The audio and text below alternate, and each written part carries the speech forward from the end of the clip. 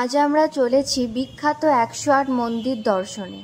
রাস্তার দুপাশে ভক্তদের ভিড়, হাতে কলসিতে জল, সবার মুখে আনন্দের ছাপ। সকলেই কাঁধে করে বাঁক নিয়ে এগিয়ে চলেছে। এ যেন এক অপূর্ব শোভাযাত্রা। অবশেষে পৌঁছে গেলাম ১০৮ মন্দিরে। চারপাশে অপূর্ব দৃশ্য, একদিকে প্রাচীন স্থাপত্যের ছোঁয়া, অন্যদিকে স্নান্ত স্নিগ্ধ পরিবেশ। প্রবেশদ্বারে ভক্তদের লম্বা লাইন, কারণ এখানে প্রবেশের জন্য টিকিট কাটতে হয়।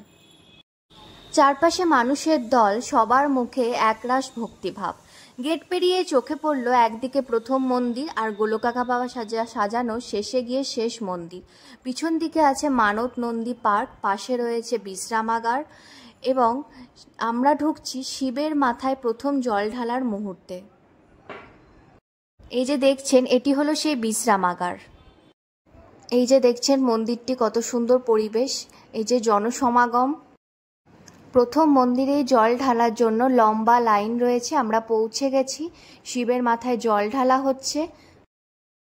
এই যে দেখছেন, এই জায়গাটিতে সবাই ধূপ জ্বালাচ্ছে। ধূপের গন্ধে চারপাশ ভরে গেছে। ভক্তরা সবাই ধূপ জ্বালিয়ে প্রণাম করছে। আমরাও এই শুভ মুহূর্তে অংশগ্রহণ করলাম। ধূপের গন্ধে চারপাশ মোহমোহ করছে। বাইরের লম্বা একদম লাইন, যেখানে ধূপ জ্বালানোর একটা বিশাল বড় জায়গা রয়েছে। এটি মন্দিরের বাইরে জায়গাটি, যেখানে সবাই ধূপ দিয়ে যাচ্ছে। শিব ঠাকুরের সামনে ধূপ নিবেদন করে এবারে শুরু হলো জল ঢালার মহোৎসব।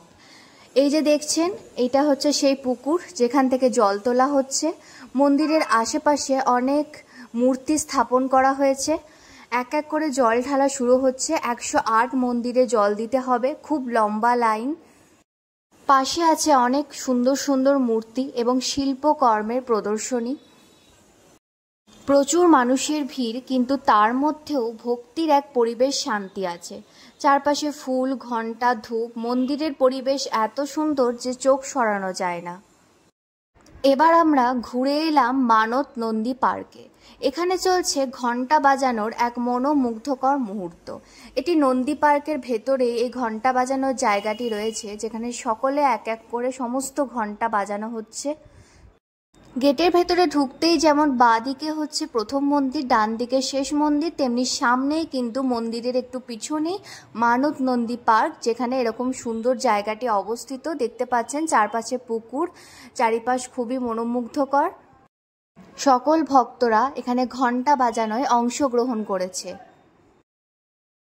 প্রচণ্ড রোদ আর গরম, সে কারণে মাটিতে বেশিক্ষণ পা দিয়ে দাঁড়ানো যাচ্ছে না। নন্দী পার্কে ঢুকতেই আপনারা একটি বড় ঘণ্টা দেখতে পাবেন। ওটি বাজিয়ে যে যার মতো মানত করছে। ১০৮ মন্দির দর্শন করে এবারে বাড়ি যাওয়ার পালা। এই অভিজ্ঞতা সারা জীবন মনে থাকবে।